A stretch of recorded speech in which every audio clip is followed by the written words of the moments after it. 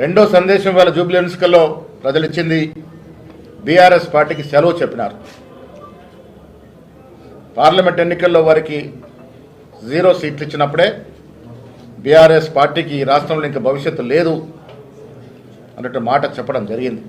ఇవాళ కూడా జూబ్లీ ఎన్నికల్లో వారు సిట్టింగ్ సీటు ఓడిపోయినారంటే బీఆర్ఎస్ పార్టీకి ఈ రాష్ట్రంలో స్థానము లేదు అని మరొక సందేశాన్ని కూడా ఇవాళ ప్రజలు, జూబ్లీస్ ప్రజలు ఇచ్చిన తీర్పు ద్వారా అర్థమవుతోంది.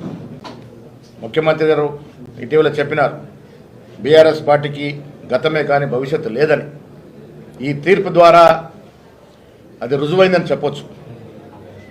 వచ్చే రోజుల్లో ముఖ్యమంత్రి గారి నేతృత్వంలో మా మంత్రివర్గ సభ్యులు కానీ, మా శాసనసభ్యులు కానీ, మండలి సభ్యులు కానీ, ప్రతి కాంగ్రెస్ కార్యకర్త ప్రజల ఆకాంక్షలకి, ఆశయాలకు అనుగుణంగా పనిచేస్తుంది. ఇదివరకు మేము ఇచ్చినటువంటి మేనిఫెస్టో పెట్టినటువంటి అంశాలు చాలా వరకు పూర్చగలిగినాం.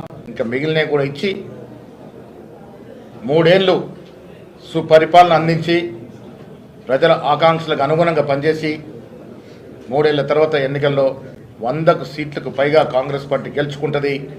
వచ్చే ఎన్నికల్లో కూడా కాంగ్రెస్ పార్టీ గెలుస్తుంది. ఈ వచ్చే 8 ఏళ్ళు కాంగ్రెస్ పార్టీ అధికారంలో ఉంటుంది. ప్రజలకు అవసరమైనటువంటి కార్యక్రమాన్ని కూడా చేస్తుందని మాట ఈ సందర్భంగా మనవి చేస్తా ఉన్నాం.